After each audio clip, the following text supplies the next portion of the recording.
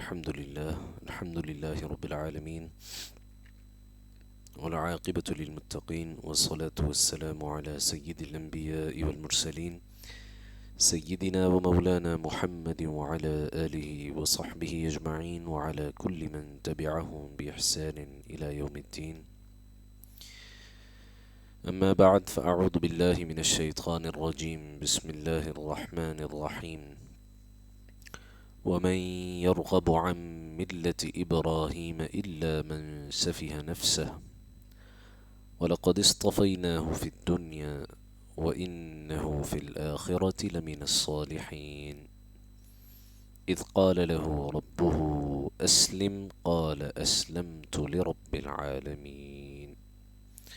صدق الله العظيم.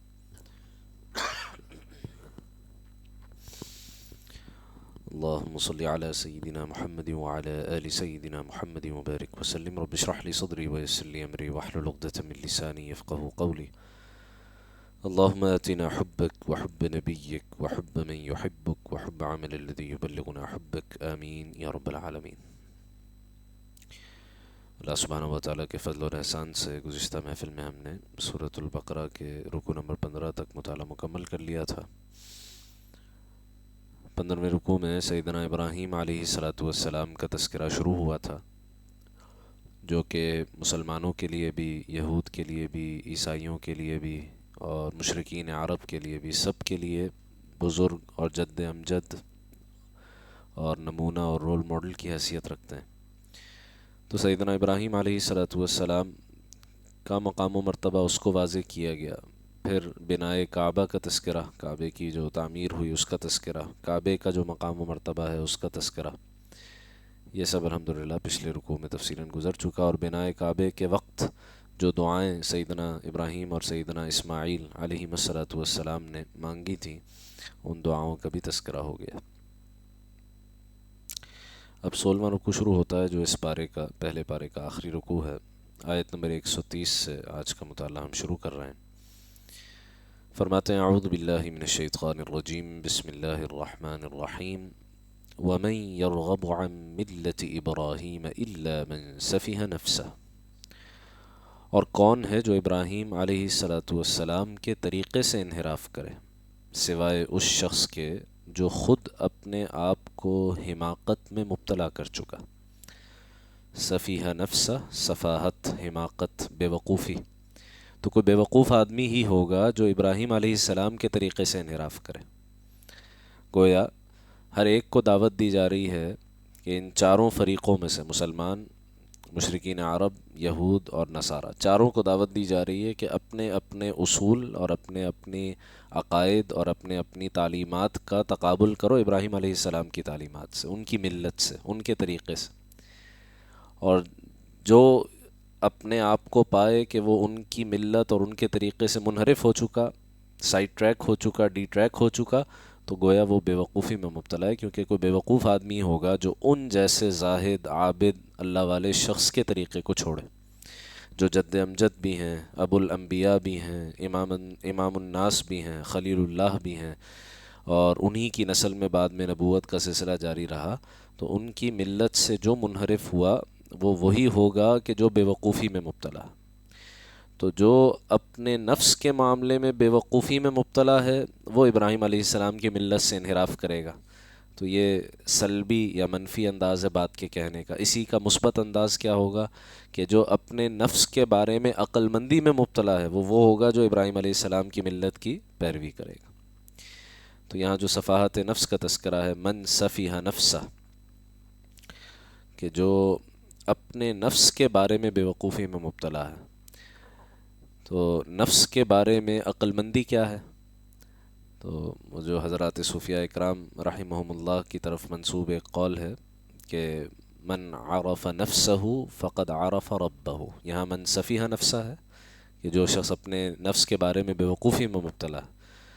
تو صوفیاء کا قول کیا ہے کہ من عرف نفسہ، جس نے اپنے نفس کو حقیقی طور پر پہچان لیا، اس کو اپنے نفس کی معرفت حاصل ہو گئی، اس کو اپنے نفس کی حقیقت معلوم ہو گئی کہ وہ کیا ہے، فقد عرف ربہ، تو اس نے اپنے رب کو بھی پہچان لیا. جس نے اپنا عبد ہونا پہچان لیا وہ معبود کو بھی پہچان لے گا، جس نے اپنا مخلوق ہونا پہچان لیا وہ خالق کو بھی پہچان لے گا۔ تو اس اعتبار سے سفاہت اور بیوقوفی کیا ہے؟ وہ ابراہیم علیہ السلام کی ملت کو ترک کرنا ہے، یعنی اللہ تعالیٰ کی معرفت کو چھوڑنا ہے، اللہ سے غافل ہونا ہے۔ اور نفس کے بارے میں عقل مندی کیا ہے؟ وہ یہ ہے کہ انسان اللہ سبحانہ و تعالیٰ کو پہچان لے، اپنی حقیقت کو بھی پہچان لے، اپنے رب کو بھی پہچان لے اور اس کی اطاعت میں زندگی گزارے۔ ابراہیم علیہ السلام کون ہیں؟ وَلَقَدِ اصْطَفَيْنَاهُ فِي الدُّنْيَا، اور بلا شبہ ہم نے تو انہیں دنیا میں بھی چن لیا تھا۔ دنیا میں چناؤ، یہی جو سارے القابات ابھی گزرے، ابو الانبیاء، امام الناس، خلیل اللہ، بعد میں انبیاء علیہم السلام کے جتنے سلسلے آئے سب انہی کی نسل سے آئے۔ وَإِنَّهُ فِي الْآخِرَةِ لَمِنَ الصَّالِحِينَ، اور آخرت میں تو ان کا شمار صالحین میں سے ہوگا، خاص نیکوکاروں میں سے ہوگا۔ صالحین ویسے ہر نیکوکار کو کہتے ہیں، لیکن صالحین میں بھی درجات ہیں نا۔ تو اہل جنت کے جو 4 درجات قرآن مجید نے ذکر کیے ہیں سورہ نساء آیت نمبر 69 میں، من النبیین والصدیقین والشہداء والصالحین، تو صالحین تو سارے ہیں، لیکن ان صالحین میں 3 درجات وہ ہیں جو خصوصیت کے ساتھ، صالحیت کے ساتھ متصف ہیں، بالخصوص نیک اور صالح ہیں، انبیاء، صدیقین اور شہداء۔ تو حضرت ابراہیم تو انبیاء میں سے ہیں علیہ الصلاۃ والسلام۔ اب یہ جو پیچھے ذکر آیا کہ ملت ابراہیمی سے صرف بیوقوف شخص ہی انحراف کرے گا، تو اب سوال یہ ہے کہ وہ ملت ہے کیا؟ ابراہیم علیہ السلام کا طریقہ تھا کیا اصلا؟ ایک جملے میں ملت ابراہیمی کی تعریف کر دی گئی، اذ قال له ربه اسلم، جب ان کے رب نے ان سے کہا سر تسلیم خم کرو، گردن جھکا دو، اطاعت کر لو، قال اسلمت لرب العالمین، تو کہنے لگے میں نے اپنا سر تمام جہانوں کے رب کے ہر حکم کے آگے بچھا دیا۔ یہ ہے ملت ابراہیمی، جب رب نے کہا جھک جاؤ، انہوں نے کہا میں جھک گیا۔ مومن متبع کو کہتے ہیں، مومن اور محب، اللہ تعالیٰ پر ایمان لانے والا، اللہ تعالیٰ سے محبت رکھنے والا، حقیقتاً وہ ہے جو اتباع کامل کرے، جو اللہ کے حکم کا انتظار کرے کہ بس حکم آئے اور میں اس کو پورا کروں۔ یہ نہیں کہ پہلے حکم مجھے سمجھایا جائے، جو آج کل کا ایک رویہ بن گیا ہے نا، جو اپنے آپ کو بعض لوگوں کو خبط ہو جاتا ہے اپنے انٹلیکچول ہونے کا، اپنے ریشنل ہونے کا، اپنی خاص انٹلیکچول لیول ہونے کا ایک خاص خبط ہو جاتا ہے۔ تو جناب یہ بات سمجھائیں، انٹلیکچولی ثابت کریں، امپیریکلی ثابت کریں، ایسے ثابت کریں، ویسے ثابت کریں، پھر مانیں گے۔ یہ ایمان نہیں ہے، یہ اسلام کی حقیقت نہیں ہے۔ اسلام کی حقیقت گردن نہاد، گردن جھکا دی، بس اب جو حکم اس پر پوری طور پر عمل کرنا ہے۔ حکم سمجھ میں آ جائے تو اور انشراح کے ساتھ عمل کریں گے، لیکن سمجھ میں نہ بھی آئے تب بھی حکم تو ماننا۔ حضرات صحابہ اکرام رضوان اللہ تعالی علیہم اجمعین کی کیا روش تھی؟ یہ جو قربانی سے متعلق مشہور حدیث ہے، ابن ماجہ کی روایت، کہ اللہ کے نبی علیہ الصلوۃ والسلام سے صحابہ اکرام نے قربانی کی حکمت معلوم کی۔ پوچھنے لگے ما هذه الاضاحی یا رسول اللہ، اے اللہ کے رسول یہ جو ہم قربانیاں کرتے ہیں ان کی کیا حقیقت ہے؟ قال سنت ابیکم ابراہیم، کہنے لگے تمہارے جد امجد سیدنا ابراہیم کا طریقہ ہے، ان کی سنت ہے علیہ الصلوۃ والسلام۔ اپنے بیٹے کو انہوں نے پیش کیا قربانی کے لیے، اللہ سبحانہ و تعالیٰ نے بیٹے کی جان بچائی، اس کی جگہ جنت سے لایا ہوا مینڈا ذبح ہوا، اور اس کی یاد میں قیامت تک قربانیاں ہوتی رہتی ہیں۔ یہ جو سوال کا انداز تھا نا، ما هذه الاضاحی، یہ قربانیاں جو ہم کر رہے ہیں ان کی کیا حقیقت ہے؟ خود یہ انداز بتا رہا ہے کہ صحابہ اکرام کا رویہ کیا تھا۔ یہ نہیں کہ پہلے سمجھائیں کہ قربانی کیوں کرنی ہے پھر کریں گے، نہ، کیا کہہ رہے ہیں؟ یہ جو ہم کر رہے ہیں قربانیاں، کر تو اس لیے رہے ہیں کہ آپ کا حکم ہے، شریعت کا حکم ہے، اللہ کا حکم ہے۔ ہاں حکمت بھی سمجھ میں آ جائے تو اور انشراح سے عمل ہوگا۔ تو شریعت نے اس کو ڈسکریج نہیں کیا، اس کی کوئی ممانعت نہیں بیان کی کہ بھائی آپ احکام کی حکمتیں نہ سمجھیں، اور خاص طور پر آج کے زمانے میں جب کہ اس سوڈو انٹلیکچولی کا دور ہے، ہر ایک اپنے آپ کو خاص انٹلیکچوئل سمجھتا ہے، تو شریعت کے احکام کی حکمتیں جاننے کی آپ کا یہ جستجو اور کیوریوسٹی اور یہ سوال پیدا ہونا یہ غلط نہیں ہے۔ غلط تب ہوتا ہے جب مزاج یہ ہو جائے کہ سمجھ میں آئے گا تو عمل کریں گے ورنہ نہیں کریں گے، یہ ہے گڑبڑ۔ تو ملت ابراہیمی تو یہ ہے اسلم، یہ ہے اسلام، اسلام کی حقیقت اس جملے میں ہے۔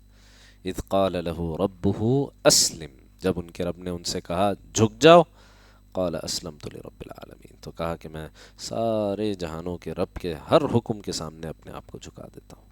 تو بس حکم الہی معلوم کرنے کی جستجو یہ ہونی چاہیے، جیسے ہی حکم معلوم ہو فوراً آدمی اس پر عمل کر لے۔ آگے اب ایک شبہ اور ایک اعتراض، اس کا جواب۔ شبہ اور اعتراض یہودیوں کی طرف سے تھا، انہوں نے جب ان سے کہا جاتا تھا بھائی ایمان لاؤ، یہ وہی پیغمبر ہیں جن کا تذکرہ تمہاری کتابوں میں ہے، یہ پچھلی کتابوں کی بھی تصدیق کر رہے ہیں، تمہارے انبیاء کو بھی مانتے ہیں اور تمہیں دعوت دے رہے ہیں کہ آؤ ان پر ایمان لاؤ۔ تو یہود کہتے تھے کہ بھئی ہم ایمان اس لیے نہیں لا سکتے کہ ہمیں ہمارے جد امجد حضرت یعقوب علیہ الصلاۃ والسلام نے سختی کے ساتھ منع کیا تھا کہ یہودیت چھوڑ کر کہیں نہیں جانا، بقول یہود کے کہ یعقوب علیہ الصلاۃ والسلام نے اپنے انتقال کے موقع پر جو وصیتیں کی تھیں، ان وصیتوں میں یہ وصیت بھی اپنے بیٹوں کو کی تھی کہ بھائی دین یہودیت پر قائم رہنا۔ تو ہمیں تو ہمارے نبی کی وصیت ہے، ان کا حکم ہے، تو ہم تو نہیں چھوڑ سکتے یہودیت کو۔ یہ ان کی طرف سے ایک بات آئی، قرآن مجید نے اس کا جواب دیا۔ جواب کا خلاصہ یہ کہ یعقوب علیہ السلام نے یہ تھوڑی کہا تھا کہ دین یہود کو اختیار کرنا، انہوں نے کہا تھا دین اسلام کو اختیار کرنا۔ اس وقت دین اسلام وہی تھا، یہودیت اس وقت اسلام تھی۔ اب جب کہ تم نے تحریفیں کر کر کے یہودیت کا حلیہ ہی بگاڑ دیا ہے، تو یعقوب علیہ السلام کی وصیت یہ تھوڑی تھی کہ اس بگڑی ہوئی شکل کو قائم کیے رکھو، ان کی تو وصیت تھی اسلام پر قائم رہنا۔ اس جواب کو مختلف انداز سے سمجھایا گیا ہے۔ پہلے یہ فرماتے ہیں وَوَصَّى بِهَا إِبْرَاهِيمُ بَنِيهِ وَيَعْقُوب، اسی کی وصیت ابراہیم علیہ السلام نے بھی اپنے بیٹوں کو کی تھی۔ ابراہیم علیہ السلام کے بیٹے کون؟ اسماعیل علیہ السلام اور اسحاق علیہ السلام، اور ایک بعض روایات میں آتا ہے تیسرے ایک بیٹے اور تھے مدین، تو ان کو بھی وصیت کی۔ وَيَعْقُوبُ، اور یعقوب علیہ السلام نے بھی اپنے بیٹوں کو بالکل یہی وصیت کی تھی۔ وَوَصَّى بِهَا، اسی بات کی وصیت، کس بات کی؟ جو پچھلی آیت میں بیان ہوئی، جب اللہ کا حکم آئے سر جھکا دو۔ تو جس اسلام کی وصیت ابراہیم علیہ السلام نے اپنے بیٹوں کو کی تھی، اسی اسلام کی وصیت یعقوب علیہ السلام نے بھی اپنے بیٹوں کو کی۔ اور یعقوب علیہ السلام کون ہے؟ ابراہیم علیہ السلام کے پوتے ہیں۔ تو ابراہیم علیہ السلام نے اپنے بیٹوں کو وصیت کی، اسماعیل اور اسحاق علیہ السلام، انہوں نے اپنی اولادوں کو وصیت کی، اسحاق علیہ السلام نے اپنے بیٹے یعقوب علیہ السلام کو وصیت کی، اور پھر وہی وصیت یعقوب علیہ السلام نے اپنے 12 بیٹوں کو، یوسف علیہ السلام اور ان کے 11 بھائیوں کو کی۔ یہاں سے ایک اور بات بھی مفسرین نے ذکر کی ہے کہ دیکھیں یہاں لفظ وصیت استعمال ہوا، وَوَصَّى، وَصَّى يُوَصِّي تَوْصِيَةً، وصیت کرنا، انتہائی تاکید سے کوئی بات کہنا۔ اور عام طور پر جو شرعی اصطلاح میں وصیت اس کو کہا جاتا ہے جو مال سے متعلق آدمی وصیت کر کے جائے، ایک تہائی مال کی حد تک غیر ورثاء کے حق میں آدمی جو اس مال کو خرچ کرنے کے حوالے سے احکام دے کر جائے، اس پر عمل کرنا ضروری ہوتا ہے۔ تو وصیت جو عام طور پر موت کے وقت، انتقال کے وقت جو آخری باتیں آدمی کر کے جاتا ہے، اگر کسی کو موقع ملے، تو حادثاتی موت ہو جائے تو ظاہر موقع ہی نہیں، لیکن اگر موت کے آثار ظاہر ہونے لگیں اور گمان غالب ہو کہ اب جانے کا وقت ہے، ایسے موقع پر آدمی اپنی زندگی کا خلاصہ بیان کرتا ہے، اور وہ باتیں زبان پر آتی ہیں جن کی ساری زندگی اہمیت رہی ہو۔ تو جس کے لیے ساری زندگی اہمیت مال ہی کی رہی، وہ مال ہی کے بارے میں وصیت کرے گا، میری فلاں جائیداد ہے، میرا فلاں پلاٹ ہے، میری فلاں زمین ہے، فلاں بینک میں اتنے پیسے ہیں، فلاں چیز فلاں کو دے دینا اور فلاں فلاں کو دے دینا، بس یہی کر کے وہ دنیا سے چلا جائے گا۔ انبیاء اکرام علیہم الصلاۃ والسلام کی وصیتیں قرآن مجید ذکر کر رہا، اور وہ کس بات کی وصیت ہے؟ وہ دین اسلام پر عمل کرنے کی وصیت ہے، وہ اخلاقی تعلیم ہے، وہ دینی تعلیم ہے۔ آپ چلے جائیں سورہ لقمان میں، ایک اور بڑی خاص شخصیت حضرت لقمان کا ذکر کیا گیا جو عربوں میں بہت مشہور تھے. ان کے جیسے ہمارے نہیں ہوتے اقوال زری کوٹس، تو ایسے ہی حضرت لقمان کی باتیں عرب میں بہت مشہور تھیں حکمت کی باتوں کے طور پہ. تو قرآن مجید نے ان کے بیٹے کو وصیت ہے وہ پوری قرآن مجید میں ذکر کی. پورا دوسرا رکوع سورہ لقمان کا اس وصیت پر مشتمل ہے جو حضرت لقمان نے اپنے بیٹے کو کی. تو اس سے معلوم ہوتا ہے کہ ایک دیندار شخص، اللہ والے شخص کی وصیت بھی کن چیزوں پر مشتمل ہوتی ہے. وہ اپنی اولاد کے دین ایمان کی فکر کرتا، ان کے عقائد کی اصلاح کی فکر کرتا، ان کو اللہ اور اس کے رسول کی اطاعت کی وصیت کر کے جاتا. اور نیک لوگوں کی وصیتیں، یہ اس پر پوری کتابیں ہیں. ٹھیک ہے، بڑے جو ہمارے یعنی دور صحابہ سے لے کر اب تک جتنے اللہ والے گزرے ہیں ان میں سے بہت سو کی وصیتیں، ان پر پوری کتابیں. مثال کے طور پر امام اعظم امام ابو حنیفہ علیہ رحمہ، ان کی اپنی مختلف شاگردوں کو وصیت. مثال کے طور پر امام فخر الدین رازی علیہ رحمہ، ان کی وصیت جو تفسیر کبیر کے مصنف ہیں اور امام المتکلمین کہلاتے ہیں. امام غزالی علیہ رحمہ کی وصیت ایک اپنے شاگرد کے نام یا ایھا الولد کے نام سے وہ معروف ہے اور باقاعدہ پڑھائی جاتی ہے. ایسی عظیم الشان وصیتیں ہیں جو لوگوں نے کی. تو وصیت کے اس پہلو کو نظر انداز نہیں کرنا چاہیے. ٹھیک ہے، ظاہر ہے مال اگر ہے تو اس کے بارے میں بھی اگر کوئی آدمی وصیت کرنا چاہے تو کر سکتا ہے، اس کی ممانعت نہیں ہے. لیکن زیادہ زور کس بات پر ہے کہ بھئی اپنی اولاد کے ایمان کی فکر کرو اور ان کو اپنی زندگی کا خلاصہ. خود اگر زندگی ایمان اور اللہ اس کے رسول کی اطاعت میں اور دین پر گزاری ہوگی تو مرتے وقت بھی یہی باتیں زبان پر ہوں گی. ٹھیک ہے، تو اس اعتبار سے یہ بھی سیکھنے کی چیز ہے. ایک اور پہلو آپ نوٹ کریں کہ یہاں اولاد کو وصیت کرنے کا ذکر ہے. گویا اولاد کی تربیت کا موضوع چل رہا ہے نا، اولاد کی تربیت کی جا رہی ہے.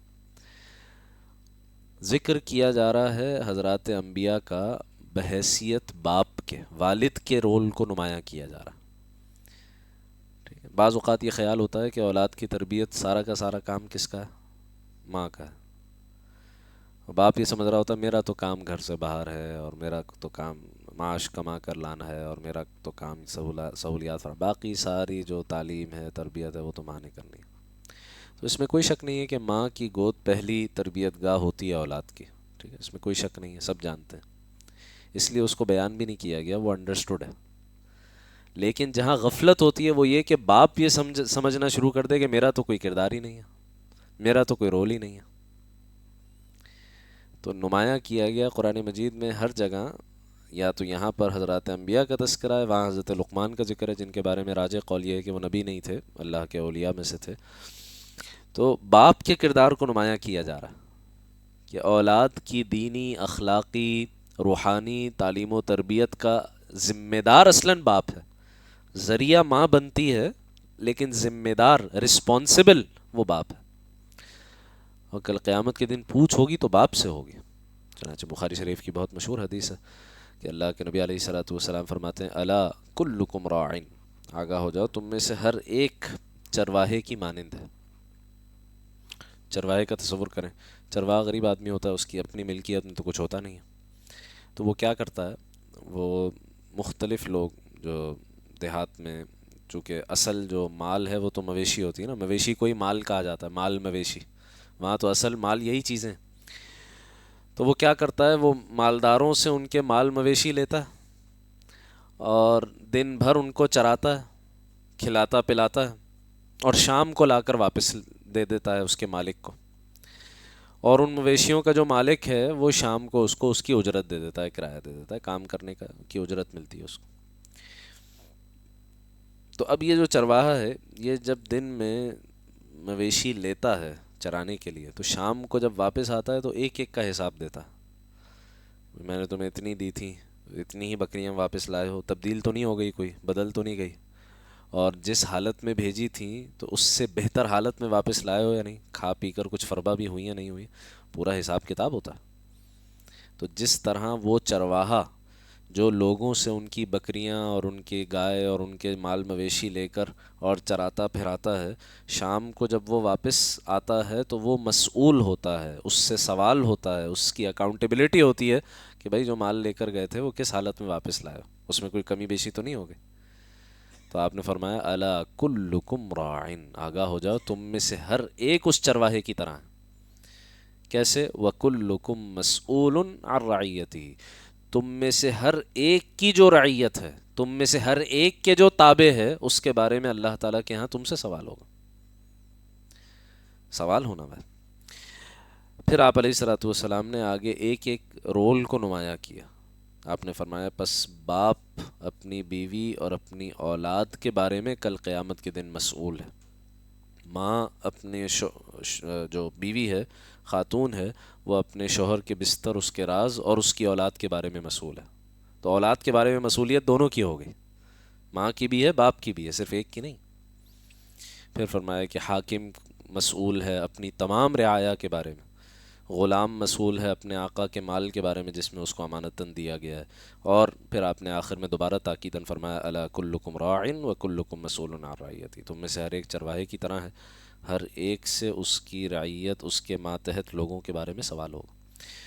تو والد کی حیثیت میں اولاد کی تربیت سے غافل ہو جانا یہ سب سے بڑی کوتاہی ہے، سم قاتل ہے۔ یہاں تک کہ جہاں قرآن مجید میں مشرکین کو قتل اولاد سے منع کیا گیا، کیا کرتے تھے؟ غربت کی وجہ سے، افلاس کی وجہ سے، کہاں سے کھلائیں گے، کہاں سے پلائیں گے، بچہ پیدا ہو گیا قتل کر دیا۔ یا جو ان کے شرکی عقائد تھے، فلاں بت اس کے نام پر چڑھاوا چڑھانا ہے، تو وہ بعض اوقات اپنی اولادوں کا بھی نذرانہ پیش کرتے تھے، اولاد کو ذبح کرتے تھے بت کے استان پہ جا کے، یہ ان کی حرکتیں۔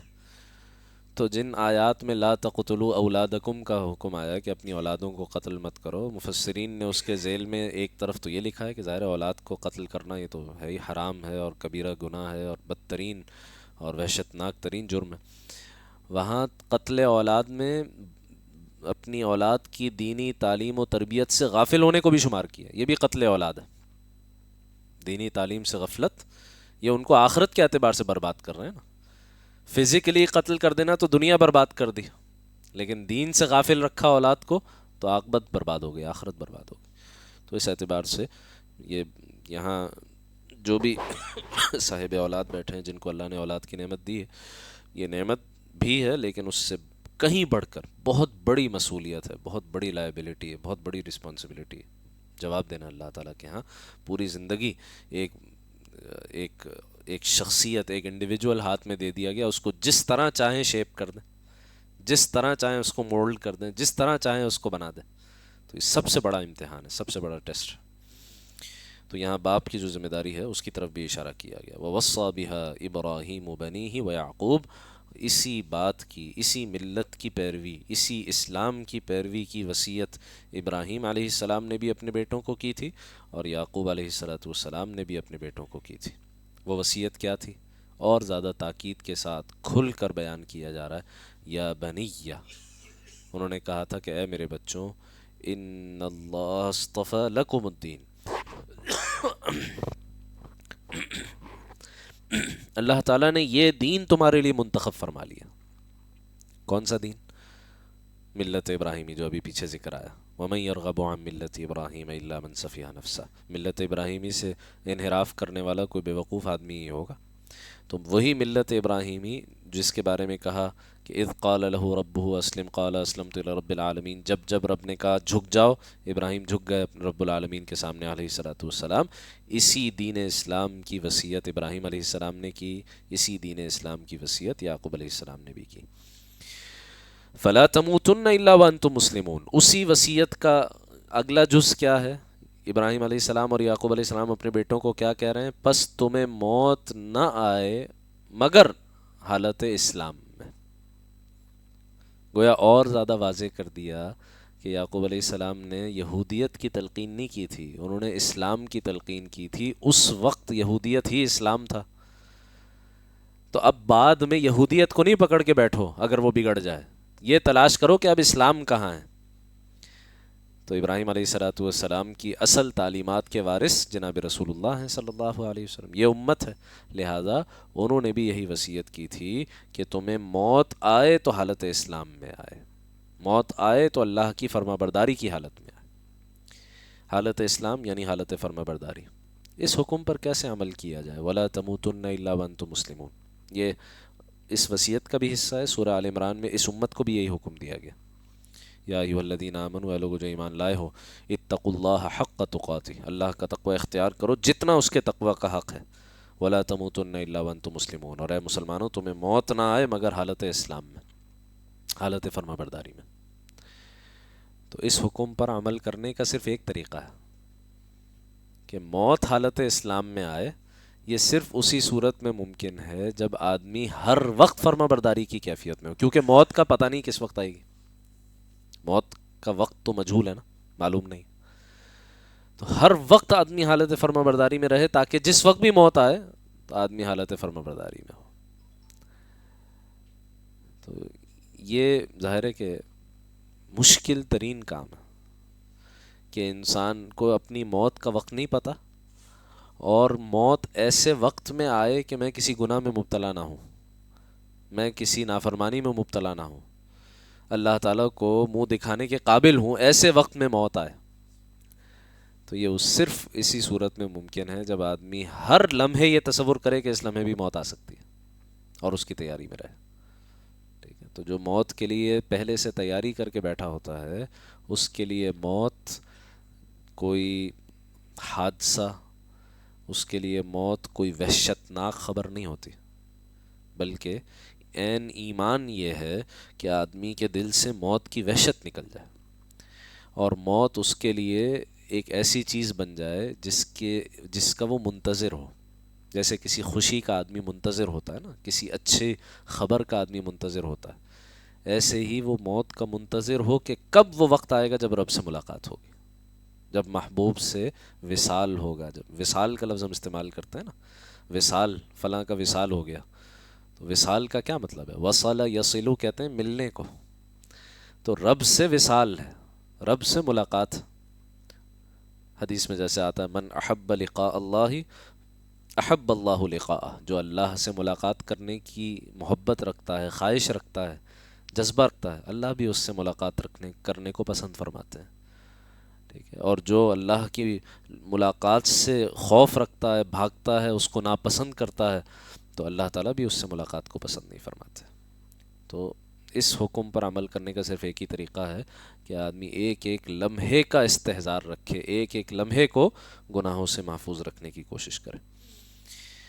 اب وہ جو کہا تھا کہ یعقوب علیہ السلام نے ہمیں یہودیت کی وصیت کی ہوئی ہے، اس لیے ہم اسلام قبول نہیں کر سکتے، تو اب براہ راست اس کا تذکرہ کیا جا رہا ہے. ام کنتم شہداء اذ حضر یعقوب الموت، کیا تم اس وقت موجود تھے، کیا اس وقت گواہ تھے جب یعقوب علیہ السلام پر موت کا لمحہ آیا. اذ قال لبنیہ ما تعبدون من بعدی، جب انہوں نے اپنی اولاد سے پوچھا، 12 بیٹوں سے پوچھا، بھئی میرے بعد کس کی عبادت کرو گے؟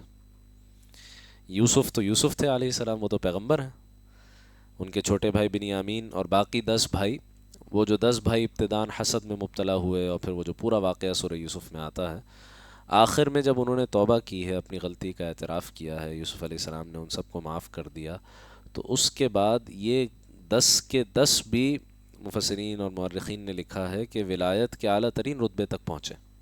اس غلطی سے ایسی توبہ کی کہ پھر اللہ سبحانہ و تعالیٰ کی مقربین میں شامل ہو گئے. تو یہ 12 کے 12 اللہ کے مقرب بندے ہیں، لیکن پھر بھی مرتے وقت یعقوب علیہ السلام اللہ تعالیٰ کے حضور جاتے وقت ان سے معلوم کر رہے ہیں کہ بھئی بتاؤ، ما تعبدون من بعدی، میرے بعد کس کی عبادت کرو گے؟ قالو، سب کے سب نے بیک زبان کہا، نعبد الہک، ہم آپ کے معبود کی عبادت کریں گے، وَإِلَٰهَ آبَائِكَ إِبْرَاهِيمَ وَإِسْمَاعِيلَ وَإِسْحَاقَ، اور آپ کے آبا و اجداد یعنی ابراہیم، اسماعیل اور اسحاق علیہم السلام کے معبود کی عبادت کریں گے. اور وہ کون ہے؟ الہ واحد، وہ ایک اکیلا واحد معبود ہے، ایک اللہ کی ہم عبادت کریں گے.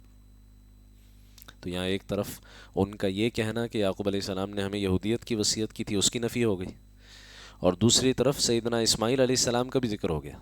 یعقوب علیہ السلام کے بیٹوں کے زبانی اسماعیل علیہ السلام کا نام بھی آ گیا، جس کا یہ یہودی بعد میں انکار کرتے رہے کہ اسماعیل نام کا تو کوئی بیٹا ہی نہیں تھا ابراہیم کا، وہ تو صرف ایک ہی بیٹے تھے اسحاق، اور وہی ذبیح اللہ بھی تھے. ذبح کا واقعہ بھی انہی کے ساتھ پیش آیا، اور اسماعیل علیہ الصلوۃ والسلام یہ تو کوئی شخصیت رہی نہیں، یہ تو کوئی اولاد تھی ہی نہیں، تو یعقوب علیہ السلام جو خود اسرائیل ہیں، جن کی اولاد بنی اسرائیل کہلاتی ہے، 12 بیٹے، انہی 12 سے 12 قبیلے جاری ہوئے جو بنی اسرائیل کے کہلائے، تو بنی اسرائیل خود اس بات کا اقرار کر رہے ہیں کہ اسماعیل بھی کوئی شخصیت تھے علیہ الصلوۃ والسلام. تو اپنے والد اور اپنے دادا کے ساتھ اپنے چچا کا بھی تذکرہ کر دیا، یعقوب علیہ السلام اور ابراہیم علیہ السلام کے ساتھ یعنی اسحاق اور دادا اور پردادا ابراہیم، ان کا بھی ذکر ہو گیا، اور ساتھ میں اسماعیل علیہ السلام چچا کا بھی ذکر ہو گیا. الہ واحد، ایک اکیلے معبود کی ہم عبادت کریں گے، ونحن له مسلمون، اور ہم اسی کی فرما برداری اختیار کرتے ہیں، ہم صرف اسی کے فرما بردار ہیں. گویا یعقوب علیہ السلام کے 12 کے 12 بیٹوں نے کہا وَنَحْنُ لَهُ مُسْلِمُونَ، ہم مسلم ہیں. وہ بھی اسلام پر ہی عمل کرنے والے تھے، اور اسلام ہی کی وصیت یعقوب علیہ السلام نے کی تھی. تِلْكَ أُمَّةٌ قَدْ خَلَتْ، یہ ایک گروہ ہے، یہ ایک قوم ہے، یہ ایک امت ہے جو گزر چکی. لَهَا مَا كَسَبَتْ، جو کچھ انہوں نے کمایا وہ ان کا ہے. وَلَكُمْ مَا كَسَبْتُمْ، جو کچھ تم نے کمایا وہ تمہارا ہے. وَلَا تُسْأَلُونَ عَمَّا كَانُوا يَعْمَلُونَ، اور تم سے یہ نہیں پوچھا جائے گا کہ وہ کیا عمل کرتے رہے. یہاں بھی 2-3 باتیں نوٹ کرنے کے لائق ہیں. پہلی بات تو یہ کہ کسب کا لفظ استعمال ہوا، لہا ما کسبت، ان کے لیے وہ ہے جو انہوں نے کمایا. کسب کمائی کو کہتے ہیں، اکتساب، کسب اردو میں بھی ہم استعمال کرتے ہیں. وَلَكُمْ مَا كَسَبْتُمْ، تمہارے لیے وہ ہے جو تم کماؤ. تو یہاں کس کمائی کی بات ہو رہی ہے؟ پیسے کمانے کی بات ہو رہی ہے، اعمال کی بات ہو رہی ہے، نیک اعمال یا برے اعمال. تو نوٹ کرنے کی بات یہ ہے، قرآن مجید میں یہ جو مال ہے نا، اس کے لیے کسب کا لفظ آیا ہے، کمائی کا لفظ مال کے لیے بھی آیا ہے، لیکن زیادہ تر مال کے لیے جو لفظ آتا ہے وہ کیا آتا ہے؟ فضل اللہ، اللہ کا فضل. آپ قرآن مجید کا مطالعہ کر لیں، سورہ جمعہ میں جہاں جمعے کا حکم دیا گیا کہ اذان جمعہ کے بعد خرید و فروخت وغیرہ ممنوع ہے، منع ہے، اور کوئی کام جو سعی الی الجمعہ، جمعے کی تیاری میں مخل ہو، اس کی راہ میں رکاوٹ ہو، وہ ممنوع ہے. پھر جب جمعے کی نماز ختم ہو جائے، فَإِذَا قُضِيَتِ الصَّلَاةُ، جب نماز پوری ہو گئی تو اب کیا کرو؟ فَانتَشِرُوا فِي الْأَرْضِ، اب اجازت ہے زمین میں پھیل جاؤ، منتشر ہو جاؤ. وَابْتَغُوا مِن فَضْلِ اللَّهِ، اللہ کے فضل میں سے تلاش کرو. رزق اور روزی اور کمائی کو کیا کہا؟ یہ اللہ کا فضل ہے.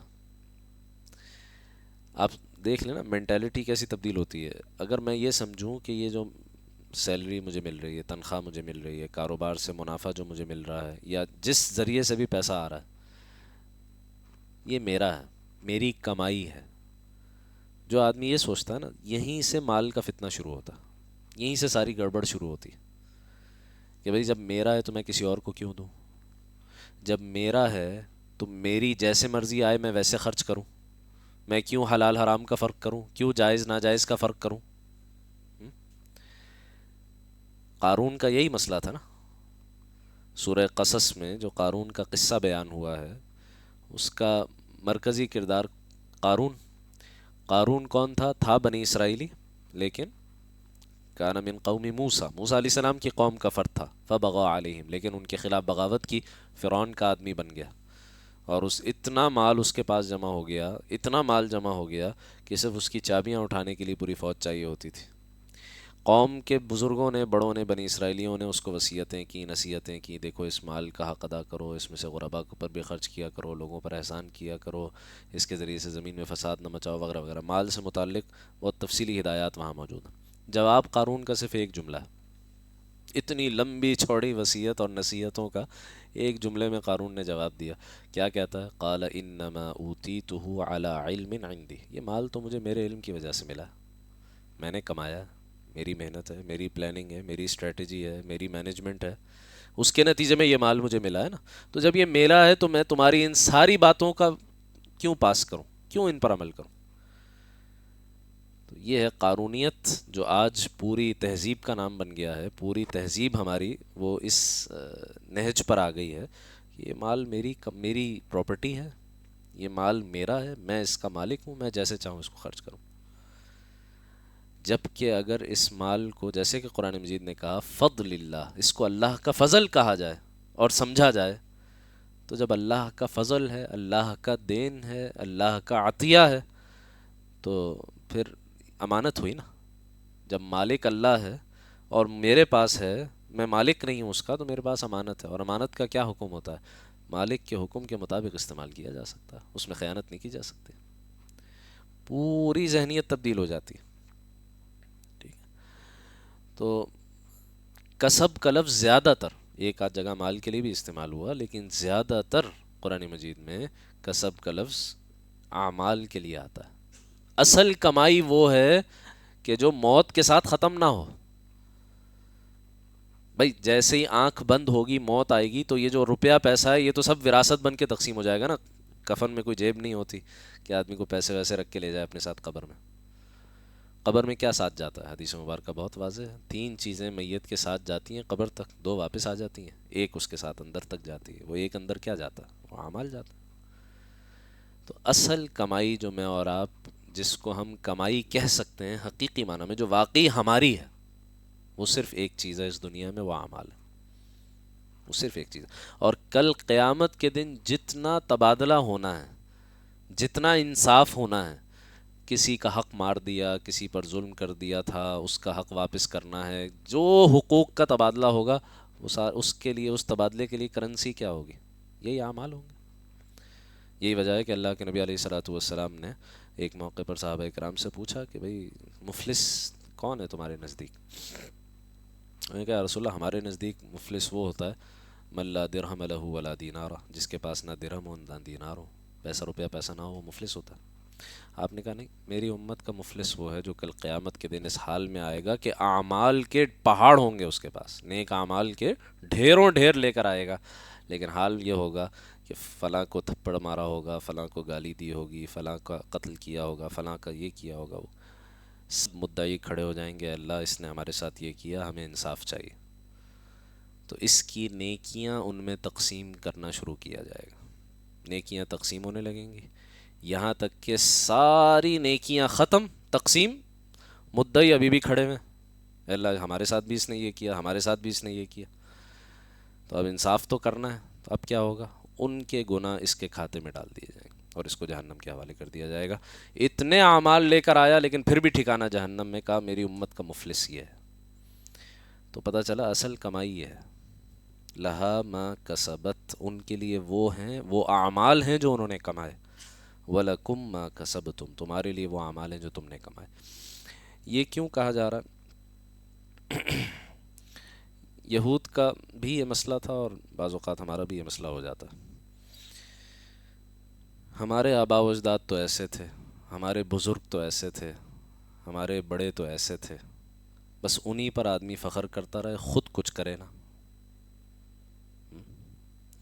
تو مسلم شریف کی حدیث میں آتا ہے، اللہ کے نبی علیہ الصلوۃ والسلام ارشاد فرماتے ہیں کہ من بطأ به عمله لم يسرع به نسبه، جس کا عمل اسے پیچھے چھوڑ جائے اس کا نسب اسے آگے نہیں کرے گا. جس کا عمل اسے پیچھے چھوڑ جائے اس کا نسب اسے آگے نہیں کرے گا. نسب بزرگوں کی اولاد ہونا سر آنکھوں پر، لیکن وہ تب جب خود بھی بزرگوں کے نقش قدم پہ چل رہا ہو، آدمی ان کی پیروی کر رہا ہو.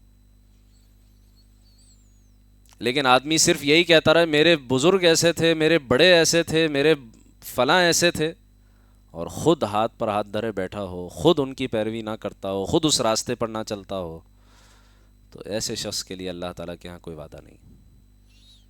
تو یہ یہود کو بھی سنایا جا رہا ہے، اور ظاہر ہے کہ یہ صرف یہود کو نہیں سنایا جا رہا ہے، یہ سارے قصے جو قرآن مجید میں ذکر ہوتے ہیں یہ میرے اور آپ کے لیے ذکر ہوتے ہیں.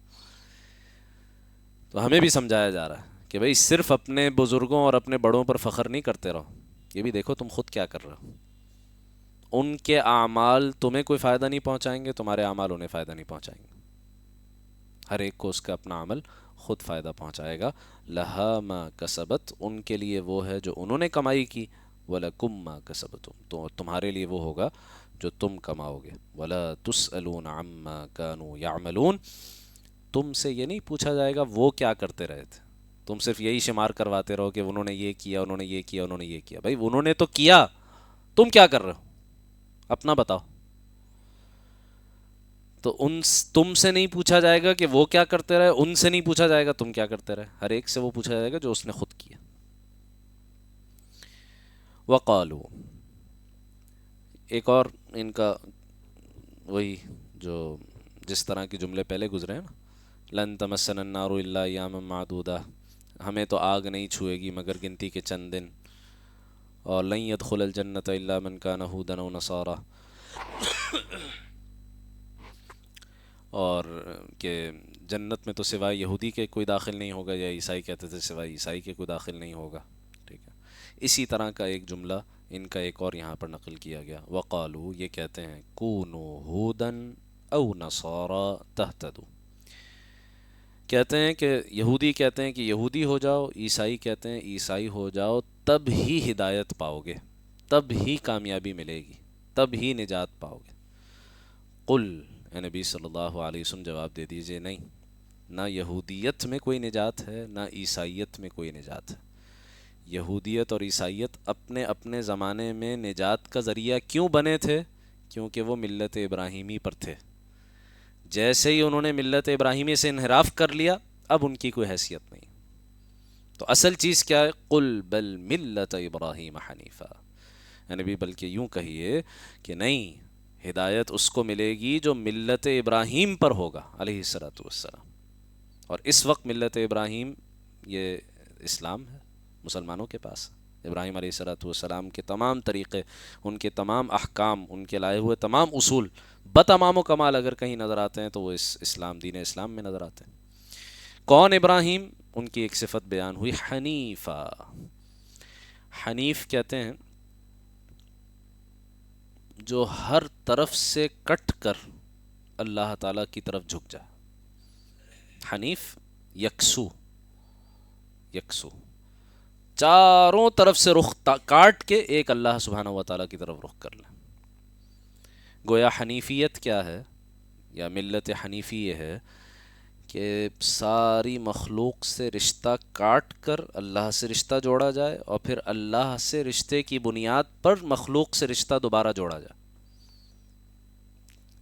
دوبارہ ملت ابراہیمی کیا ہے، حنیفیت کیا ہے؟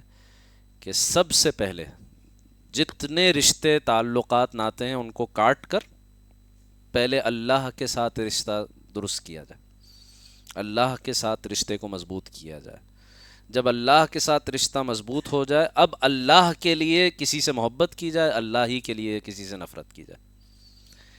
میرے رشتے جوڑنے یا توڑنے، میری محبت یا نفرت، اس کا معیار اللہ تعالیٰ کی ذات بن جائے.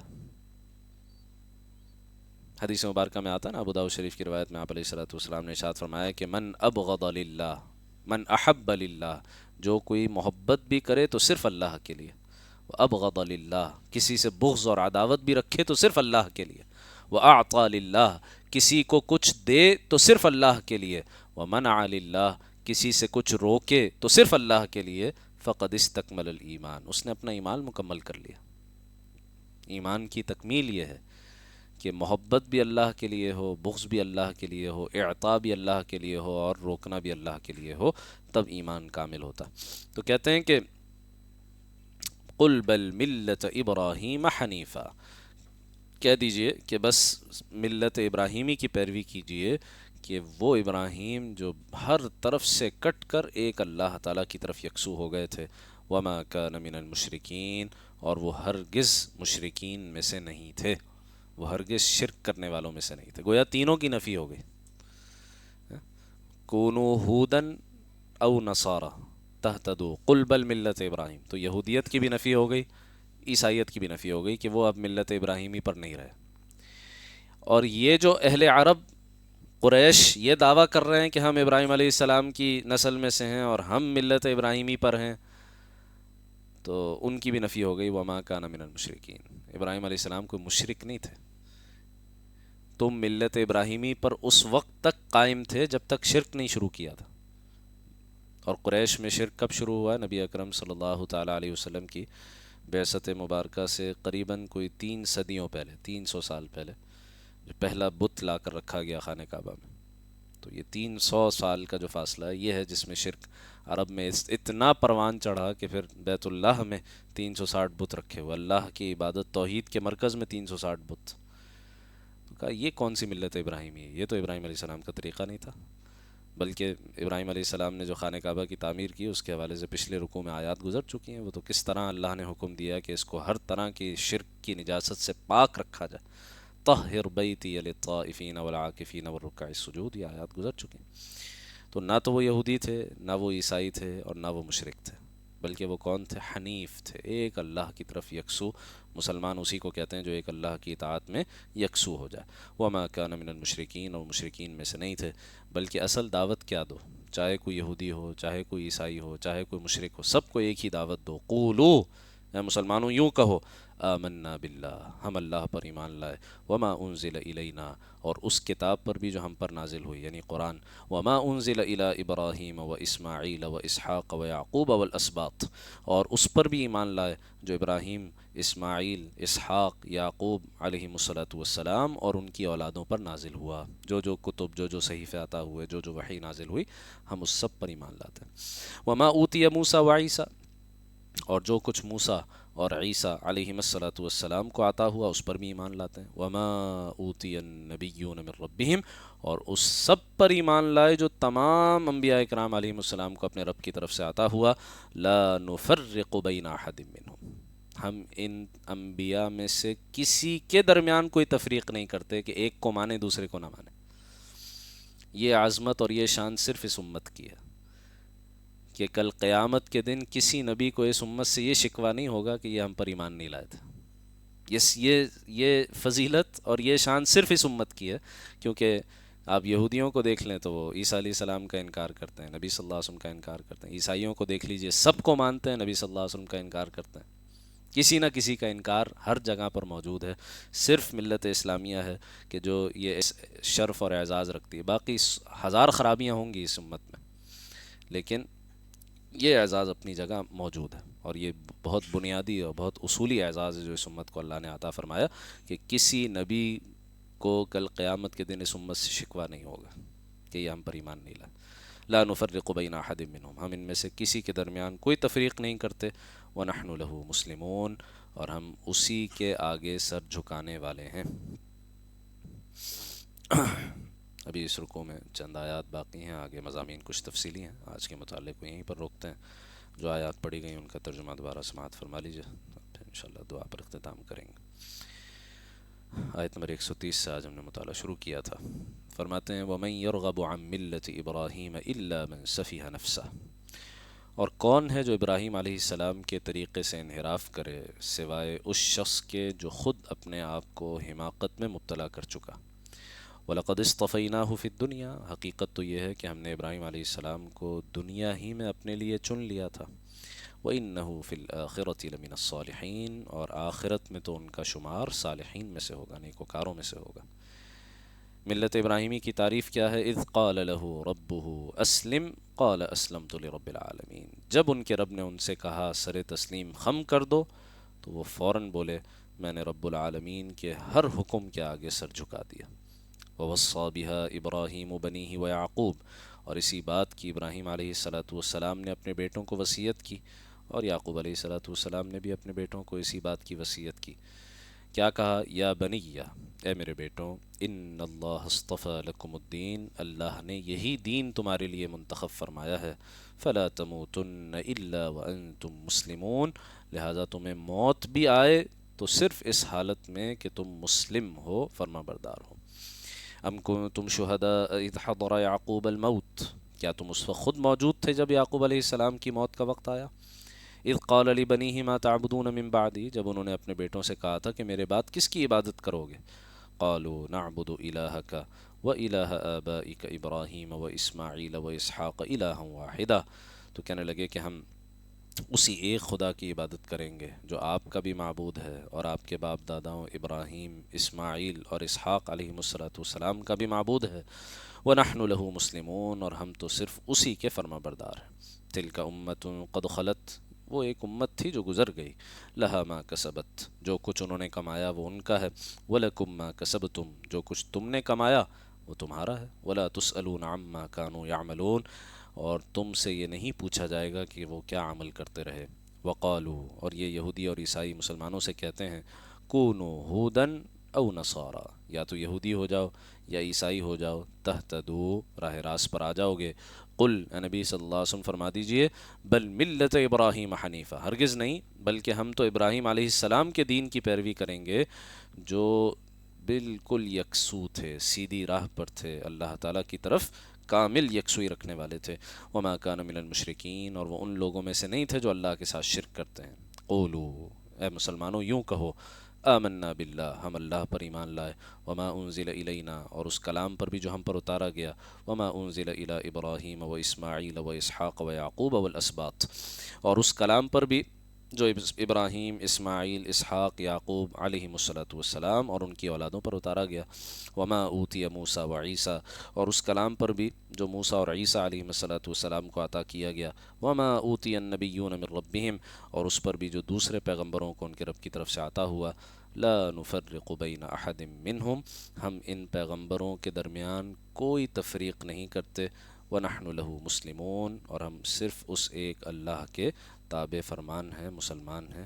اللہ سبحانہ وتعالی ہمیں اپنے ایمان کی قدر کرنے کی توفیق عطا فرمائے اور ملت ابراہیمی پر یکسوئی کے ساتھ عمل کرنے کی توفیق عطا فرمائے۔ الحمدللہ رب العالمین، والصلاة والسلام على سید الانبیاء والمرسلین، سيدنا ومولانا محمد وعلى آله وصحبه أجمعين. ربنا تقبل منا إنك أنت السميع العليم، وتب علينا إنك أنت التواب الرحيم. اللهم صل على سيدنا محمد وعلى آل سيدنا محمد وبارك وسلم. اللهم اغفر لنا ولآبائنا ولأمهاتنا ولأزواجنا ولذرياتنا ولشيوخنا ولمشائخنا ولمن له حق علينا ولجميع المؤمنين والمؤمنات والمسلمين والمسلمات الأحياء منهم والأموات إنك سميع قريب مجيب الدعوات. ربنا آتنا في الدنيا حسنة وفي الآخرة حسنة وقنا عذاب النار. اللهم أجرنا من النار وأدخلنا الجنة مع الأبرار يا عزيز يا غفار يا أرحم الراحمين. وصلى الله تعالى على خير خلقه سيدنا ومولانا محمد وعلى آله وصحبه أجمعين برحمتك يا أرحم الراحمين.